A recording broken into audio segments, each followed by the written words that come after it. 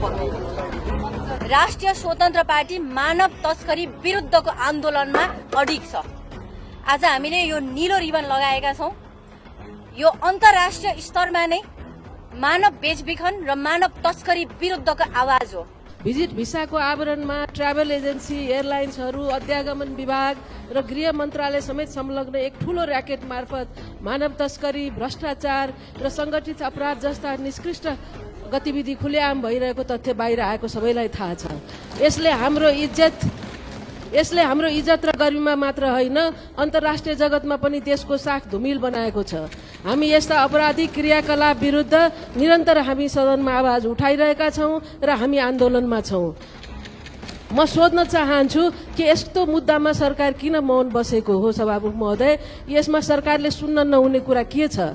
यो समस्या आजको होइन सभामुख महोदय, 2064 सालदेखि नै चल्दै आएको गम्भीर विकृति हो। अब यसको जालो हामीले च्यात्नुपर्छ। त्यसैले हामीले उच्च स्तरीय छानबिन समिति बनाएर दोषीमाथि कारवाही गरी सुशासन स्थापित गर्ने माग गरेका हौं। तर यस्तो सत्य बोल्दा पनि सरकार आक्रोशित हुँदै रोस्ट्रमबाट धम्क्याउनेको अर्थ के हो? सभामुख महोदय, जहाँसम्म माननीय गृहमन्त्रीज्यूको राजीनामाको कुरा हो, हामीले उहाँलाई अपराधी भनेका छैनौं। तर विवादास्पद अध्यागमन प्रमुखको नियुक्ति, उनलाई अख्तियारको छानबिनबाट जोगाउन एक दिनमै सरुवा गर्नु, कारवाही प्रक्रिया अघि बढाएका व्यक्तिलाई मन्त्रालयमै फर्काउनु र अख्तियारका पत्रहरूको व्यवस्था गर्नु, यी सबैमा प्रश्न त उठेकै हो नि सभामुख महोदय। विधिवत प्रयोगशाला जस्तो अनुसन्धानसँग जोडिएको संवेदनशील निकाय गृहमन्त्रीको प्रत्यक्ष मातहतमा हुँदा निष्पक्ष अनुसन्धान कसरी सम्भव हुन्छ भनेर हामीले भनेका हौं। जब उहाँमाथि प्रत्यक्ष संरक्षण र परोक्ष संलग्नताको शंका उठिरहेको छ भने उहाँले नै गत वर्ष संसदमै प्रस्तुत गर्नुभएको नैतिकताको मानक अनुसार राजीनामा दिनुपर्छ भनेका हौं सभामुख महोदय। यसमा हामीले गलत के भन्यौं? तसर्थ भिजिट भिसाको नाममा भइरहेको मानव तस्करीको जालो च्यात्न र ठगिएका नागरिकलाई न्याय दिन अब एउटा उच्चस्तरीय संसदीय छानबिन समिति वा न्यायिक आयोग गठन हो सभामुख महोदय।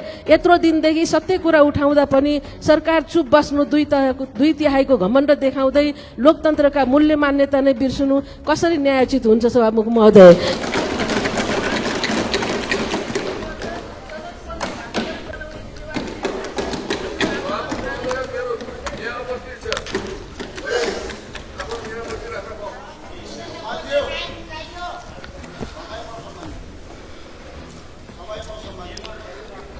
ल, माननीय सदस्य श्याम घिमिरे, के नियम आपत्ति राख्नुहोस्। यो संसद सचिवालयको नियमावली 30 को बैठकमा अभद्र व्यवहार गर्ने सदस्यलाई आफ्नो व्यवहार नियन्त्रण गर्न सभामुखले चेतावनी दिन सक्नेछन् र चेतावनी पाएपछि त्यस्तो सदस्यले आफ्नो व्यवहारमाथि तुरन्त नियन्त्रण गर्नुपर्नेछ भन्ने व्यवस्था गरिएको छ।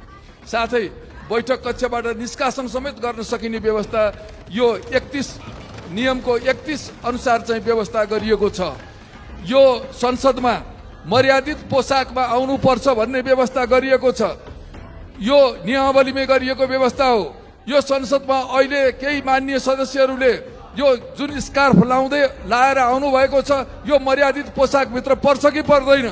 र यसरी भोलि कोही यहाँ हाफ प्यान्ट मात्रै लाएर आउने, भोलि कोही चाहिँ के छ भने जोथाभावी ड्रेसमा आउने, जे पनि लाएर आउने गर्न थाल्यो भने त्यसलाई चाहिँ संसदको मर्यादाभित्र राख्ने कि नराख्ने? सम्माननीय सभामुख महोदय, यस्तो किसिमको व्यवहार गर्ने माननीय सदस्यहरूलाई सभामुखले चेतावनी दिने र संसदबाट निष्कासन गर्ने व्यवहार कारबाही पनि गर्न आवश्यक छ भन्ने कुरा म सम्माननीय सभामुख महोदयको ध्यान आकर्षण गर्न चाहन्छु। धन्यवाद। माननीय सदस्यहरू, अब प्रतिनिधि सभाको अर्को बैठक आजै 30 मिनट पछि बस्ने गरी यो बैठक स्थगित हुन्छ।